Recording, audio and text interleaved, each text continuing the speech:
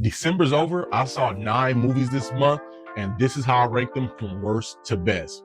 Coming in number 9, the worst movie I saw this month would have to go to Y2K. I had mid expectations for this movie, but even with those mid expectations, I expected to have fun. I chuckled and laughed a little bit throughout the movie, but ultimately, they did not deliver. They took all the fun people out halfway through the movie, and that effectively ended them in the last spot of the month. Number 8, I say this with a heavy heart because this is my girl. Moana 2 comes in at number 8. This was just not a fun movie. I couldn't stay awake during it. They got to do better with my girl Moana. Now we're getting into movies that I actually enjoyed. At number 7, we're going to go with Werewolves. Although it's closer to the bottom of the list, this is a movie that I had a lot of fun with. Very suspenseful, very good build, and a very fun dynamic with very good practical effects. I hope to see this story continue in the future. At number 6, this is a movie that I saw with my family on Christmas night at home, and it's Violent Night. I knew this movie had a Santa Claus in it. I didn't know he was going to be the Santa Claus. And the Santa Claus was in this motherfucker whooping ass. Little pacing issues in the middle, but overall, it was a fun time with my family. Number 5 movie goes to Nosferatu. This is one that I had big anticipation for.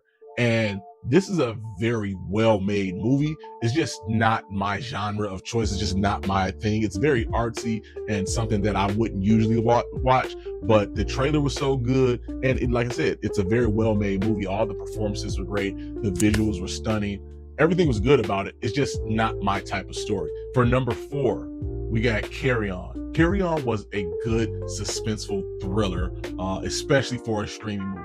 For my number 3 movie, I got 8-Bit Christmas. I love the nostalgia in this movie. Little kids trying to get a Nintendo in the 80s, and they just do a good job of letting us know, like, back in the day, how things that kids wanted wasn't just at the drop of a hat like they are now. Kids had to work, scratch, and claw to get certain things that they wanted. Nothing was free in life back in the days, and they did a good job of exploring this. All right, now, the moment you've all been waiting for, the number 1 and 2 spot. Now, as you know, the big anticipated box office battle was between Sonic and Mufasa. You guys have heard my reviews on both of these movies.